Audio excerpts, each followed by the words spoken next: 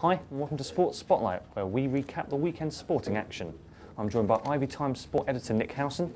Nick, we'll start off with the Cricket World Cup final, where people were expecting a close contest between the two hosts, Australia and New Zealand, but the MCG ended up being a rather comfortable victory for Australia as they won their 5th World Cup title.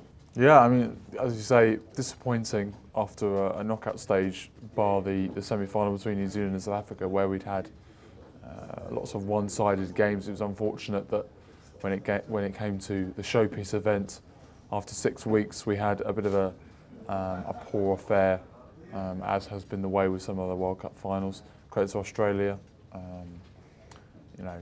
bowled terrifically well. They weren't resting on Mitchell Starc again. James Faulkner and Mitchell Johnson, terrorised New Zealand with the ball. They couldn't really play sort of the attacking brand of cricket that has sort of defined their unbeaten route to the final. Having said that, of course, both teams really come out of this tournament with quite a lot of credit. Australia, because as we've, 5-time champions now.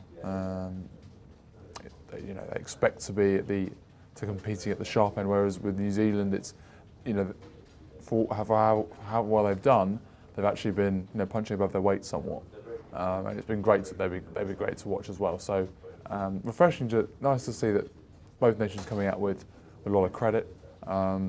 Maybe not the final we necessarily wanted, but probably the right result. Well, if the cricket ended up not being a contest, the Formula One certainly was.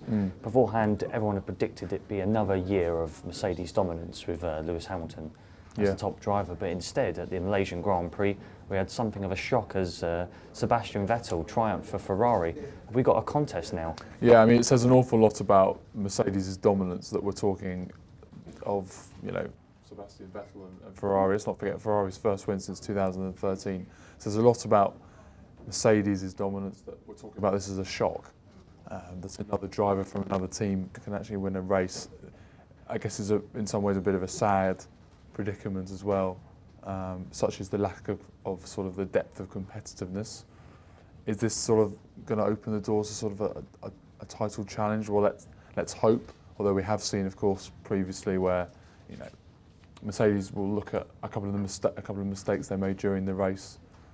Lewis with the tyres at the end, with the final change, he wasn't particularly happy there.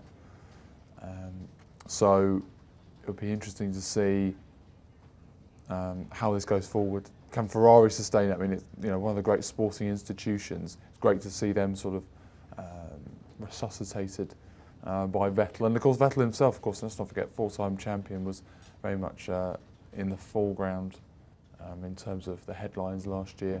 His final season at Red Bull, not ideal. I think he'll probably have some regrets over the way he handled himself as well. New start for him though, but yes, great to see. And hopefully going forward we're going to see at least a multi-team title race, if not two from the same team. And last but not least, we have the football. It was the international break, so we had all the European Euro 2016 qualifiers in action. And it was very good times for the home nations. All four of them triumphed: England, Wales, Scotland and Northern Ireland. And now there's heady talk that perhaps all 4 home nations could qualify for the tournament. Now it's been expanded to 24 teams. Is that likely? I mean, the first thing, obviously, 4 wins out of 4 for the 4 home nations, as you say. Some of which slightly easier than others. I don't think Scotland and England particularly would have been sweating too much over their games. Really impressive wins for Wales and Northern Ireland, who continue to baffle. I mean, Wales, got some world-class players in that team, and they're going to win matches. At, say, the Israel game, very, very tight in the first half, and they kind of just, via Gareth Bale, they sort of pulled away. Northern Ireland, it's a remarkable journey really from them, and the fact they've now got a buffer to second place means that they'll certainly be heading into the halfway point, confident of going through. I think the concern is still, particularly I think with Scotland, I think they're going to have problems, despite the way they play. England, obviously, I think as we've discussed previously, 5 wins out of 5, they're certainly going through. The challenge for them is trying to win 10. For me, it's going to, Wales and Northern Ireland are really the 2 realistic teams that can join them.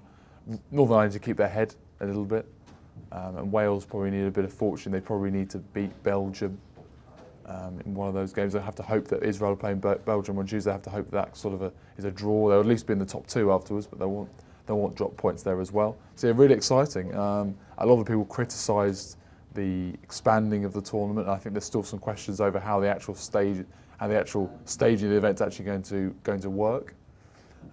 But from a home nation point of view, they're certainly reaping the rewards. Well, for all our sporting coverage, go to our website, ibtimes.co.uk.